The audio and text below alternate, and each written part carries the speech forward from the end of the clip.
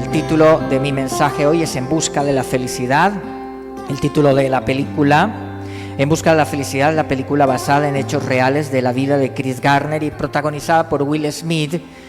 La película narra y cuenta cómo Gardner invierte todos los ahorros de su vida en un negocio de venta de equipos médicos, lo cual resulta en un gran fracaso y lo lleva a la bancarrota. Como resultado de esto, la esposa lo abandona y se muda a Nueva York. De allí lucha Gardner por sobrevivir junto a su pequeño sin tener un lugar donde dormir. Encuentra refugio para desamparados, incluso tiene que dormir en baños públicos en la estación del metro, y allí está luchando.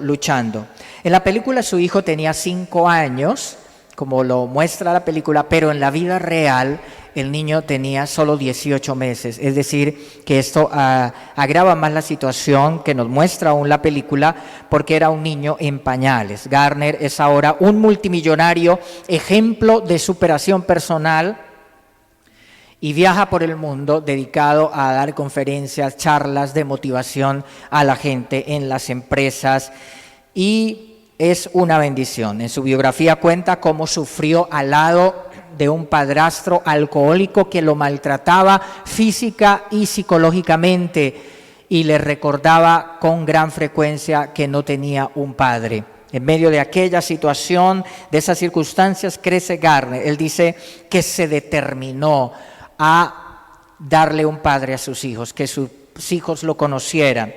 Y como vemos nosotros, es evidente que el hecho de haber sido abandonado por su padre y de no conocerlo, en lugar de llevarlo a repetir un esquema negativo familiar de destrucción, lo motiva y lo inspira para que él no repita esta situación, este esquema negativo, sino que lo motiva a ser un padre excelente, un padre de película, digno de una película. Esa película fue taquillera, inspirando a muchas personas en el mundo. Claramente podemos ver que no estamos condenados a repetir la historia de fracaso. Podemos construir un futuro bueno y exitoso. No estamos condenados a repetir la historia de nuestra familia, las historias de fracaso. Podemos construir un futuro. La mayoría de la gente piensa que la felicidad a Chris Gardner fue llegar a ser millonario y decirle a su ex: mira lo que he logrado. Y yo creo que, bueno, es parte, el dinero es parte del paquete en este caso.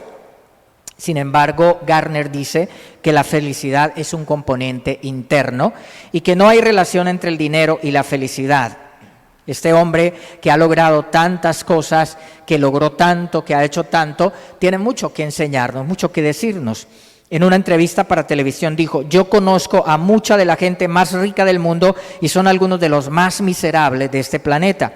Y lo dice una persona multimillonaria que conoce a gente también millonaria en su ámbito. Yo digo que la felicidad puede ser como la mariposa, ¿sí? Es decir, tratamos de atrapar la mariposa para contemplarla y siempre estará más allá de nosotros. Pero si nos quedamos quietos, puede ser que la mariposa se pose en nuestro hombro. Y así es la felicidad, ¿sí? Cuando yo digo quedarnos quietos, me refiero a cesar los ruidos y afanes de esta vida para oír a Dios, para escuchar a Dios, para encontrarnos con Dios, para oír la voz de Dios allá en nuestro interior. De Él viene la revelación necesaria para descubrir el verdadero propósito de la vida. Isaías capítulo 30, verso 15 dice: en descanso y en reposo seréis salvos, en quietud y en confianza será vuestra fortaleza.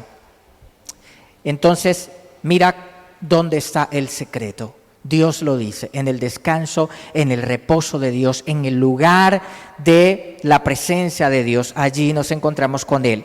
Pero más que la felicidad, debemos buscar cumplir con el propósito de nuestra existencia.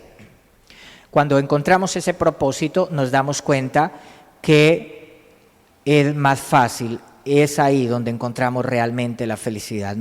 El encontrar el propósito de nuestra existencia nos lleva directamente a relacionarnos, a encontrar, a experimentar la felicidad, el plan de Dios, el cumplimiento del plan de Dios. En Lucas capítulo 4 encontramos a la suegra de Pedro muy enferma, con fiebre. Posiblemente era un ancestro del coronavirus, aquel que estaba sufriendo la suegra de Pedro en ese momento. Y si hubiera sido en nuestros tiempos, no habría quedado nadie cerca de esta suegra con fiebre. ¿Sí? Las personas que la amaban estaban preocupadas, por lo tanto le rogaron a Jesús que la sanara. Jesús la sana, reprende la fiebre y la sana, ¿sí? Aquella mujer, dice la Biblia, en Lucas 4, que se levanta inmediatamente a servir al Señor y prepara unos alimentos, y como era familia de pescadores, yo me imagino qué filete de pescado. Aquel día no fue amarillo a la Monseñor, sino yo creo que algo así como salmón al Salvador. Hace una deliciosa comida, prepara esos alimentos con tanto amor, hay tanta alegría, hay tanta felicidad en aquel lugar, en aquel vecindario, en aquella casa, ¿sí? Y todos disfrutan de los alimentos. Yo puedo imaginarme todo aquel ambiente, aquel vecindario, la sencillez de la vida en comunidad, la cena deliciosa.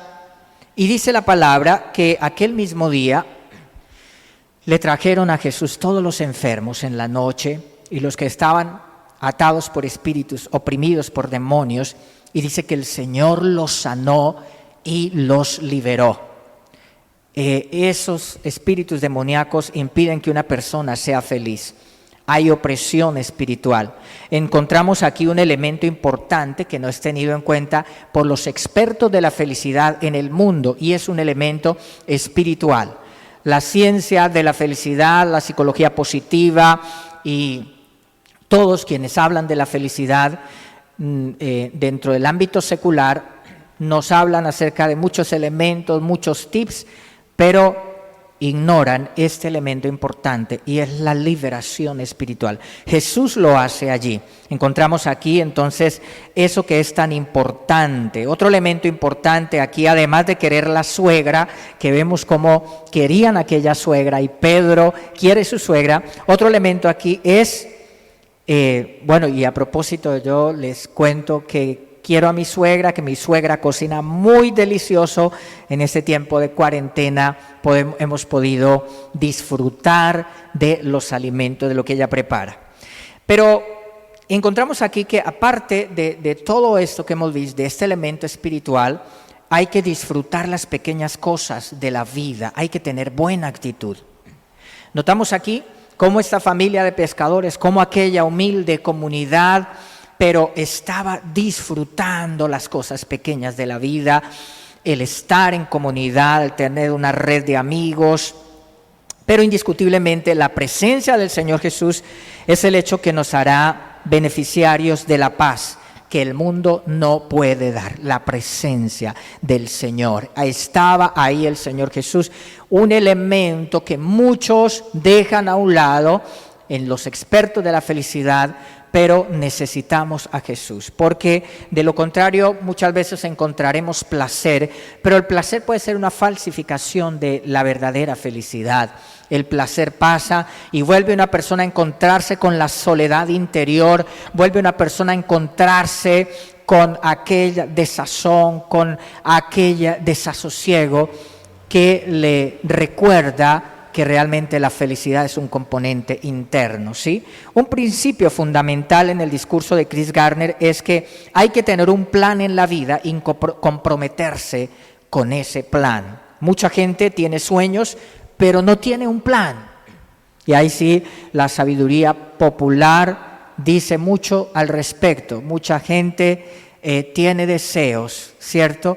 Pero no tiene un plan para lograr esos deseos. Y eso lo dice Moisés a Josué: mi mandato es, sé fuerte y valiente, no tengas miedo ni te desanimes, porque el Señor tu Dios estará contigo donde quiera que vayas. Josué capítulo 1, verso 9. Entonces encontramos acá como en coordinación con lo que dice Chris Gardner, ¿cierto? Porque lo que hablo acá va en armonía con la palabra de Dios. Es que tenemos que esforzarnos en la vida por alcanzar nuestros sueños. Tenemos que tener un plan. Si Jesús lo dijo, el Señor mismo, refiriéndose a seguirlo, a ser discípulo de Él, en Lucas 14, versículo 28 dice: sin embargo, no comiences sin calcular el costo, pues ¿quién comenzaría a construir un edificio sin primero calcular el costo para ver si hay suficiente dinero para terminarlo? Entonces mira lo que dice Jesús de la importancia de tener un plan, de organizarnos en la vida, no solo vivir de las emociones, ¿sí? Pedro, el mismo que el Señor le sanó la suegra, hizo un plan, ¿sí? Se fija un plan para servir a su maestro hasta que la muerte, si fuere posible, aún hasta la muerte. Pedro lo hace, se fija ese plan. Y aunque se equivocó, porque recordemos que Pedro, cuando Jesús le dice, me negarán, y el Señor les dice, Pedro, Satanás os ha pedido para zarandearos, y Pedro le dice, no Señor, yo te seguiré, si es posible hasta la muerte. Pero Pedro se equivoca, le falla al Señor y niega al Señor. Sin embargo, Pedro se restauró y siguió adelante con su plan y terminó dando su vida por Jesús. Qué maravilloso. Por eso, si te has equivocado y le has fallado a Dios en tu familia, en tu hogar, no sé, te has fallado a ti mismo, has fallado financieramente, no te quedes rumiando la derrota. Levántate y sigue adelante, porque Dios es el Dios de las nuevas oportunidades.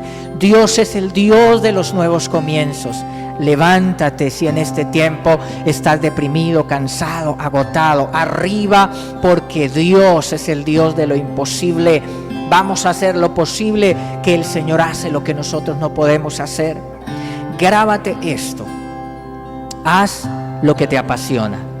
Si dedicas tu vida a hacer algo que no te apasiona, terminarás cansado, aburrido, dejando eso a un lado y desperdiciando tu tiempo, tu energía, tus esfuerzos en algo que no era lo que debías hacer. Haz lo que te apasiona. Los pasos pequeños cuentan. Otra cosa importante, a veces estamos caminando, vamos, sí, y nos desanimamos. Pero yo te digo, no te desanimes pensando en los años de trabajo y agotamiento, persiguiendo tu sueño, ¿sí? Es como la gota de agua persistente, pero que puede hacer hueco a la roca persistentemente. Dirías, no, una gota de agua imposible, pero así son tus pasos cada día. En los planes, trabajas, hay dificultad, hay adversidad, te cansas, pero sigues adelante con la ayuda del Señor. Entonces, la gran inversión de recursos y la oración día tras día por ese hijo, por tu hogar, por tus finanzas o tu salud, es como esa gota de agua, pero que va a terminar rompiendo el muro que está en tu camino y dándote acceso al cumplimiento de las promesas de Dios, a cosechar, porque dice la Biblia, el que siembra con lágrimas volverá a cosechar con gritos de alegría. Tenemos que perseverar, tenemos que tener fe, tenemos que confiar, descansar en Dios. Otra cosa importante, haz lo que sea necesario. Lo que sea necesario quiere decir esforzarte, luchar, ¿sí? Si te cansaste, levántate, descansa, porque es necesario descansar, pero sigue adelante. Mira que te mando que te esfuerces, le dijo Moisés a Josué. Y quiero contarles una pareja china, esta historia maravillosa de una pareja china cuyo hijo fue secuestrado frente a un hotel en 1988. Se reunió con él después de 32 años. Mao Jin fue secuestrado cuando tenía 2 años, mientras su padre se detuvo por un poco de agua y en el trayecto de la guardería a la casa. Su madre lo describió como un bebé muy inteligente, lindo y saludable, según una entrevista publicada 3 meses antes de ser encontrado. El niño pidió agua, por lo que se detuvieron a la entrada de un hotel mientras el padre trataba de enfriarle agua. Quitó la vista de su hijo y en ese momento se lo llevaron. La familia buscó mucho y en un momento pensaron que lo habían encontrado, pero se trató de una falsa esperanza. Muchas veces en nuestra lucha, mira, 32 años ellos buscando a su hijo, y muchas veces en nuestro trabajo, nuestra lucha, pensamos que ya es el cumplimiento, pero todavía no. Y a veces nos cansamos cuando uno se ha ilusionado pensando que ya era el momento, pero todavía no había llegado el momento.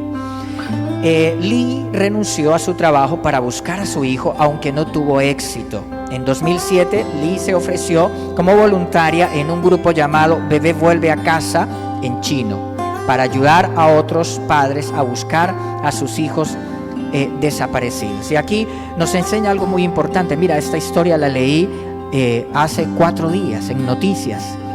Y esta mujer se compromete también para ayudar a otros padres a encontrar a sus hijos perdidos. Y lo que quiero decirle es, nosotros cuando ayudamos a saciar la sed de otros, el Señor se ocupará de las cosas nuestras, de nuestros sueños, ¿sí? Según los medios estatales, ella colaboró en el encuentro de 29 niños con sus familias, mientras que su propio hijo todavía estaba desaparecido. A veces vemos en nuestro trabajo ayudando a otras personas cómo hay milagros en la vida de otras personas, pero no ha llegado nuestro milagro. Pero no nos damos por vencido como hizo esta mujer. La policía informó que Mao Jin había sido vendido de un niño vendido a una pareja sin hijos por 6,000 yuanes, unos $840 al cambio actual. Lee recibió la buena noticia el Día de la Madre. Este es el mejor regalo que he recibido, manifestó este mes de la Madre. Terminó diciendo, y yo quiero terminar diciéndole que aunque es fundamental para ser feliz aprender a disfrutar el camino hacia nuestros sueños, tenemos la esperanza de que vendrá un día donde esos sueños veremos el fruto de nuestro trabajo y se harán realidad. Hay un tiempo de Dios para reír. Sara y Abraham les llegó su día para reír. Isaac, el nacimiento de su hijo Isaac, la promesa de Dios después de que Sara tenía 90 años y Abraham 100 años. Isaac significa risa. Viene el tiempo de la risa, viene el tiempo de la alegría. Para Lee fue el Día de la Madre. Después de 32 años de secuestrado su hijo, ese Día de la Madre recibió la noticia de reunirse con él. Fue su mejor regalo. ¿Sería coincidencia? ¿Podemos decir?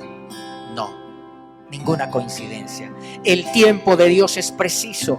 Lo fue para Chris Garner, para Pedro y para toda aquella región donde Jesús predicó. Dice la palabra en Mateo 4:16, el pueblo asentado en tinieblas vio gran luz, y a los asentados en región de sombra de muerte, luz les resplandeció.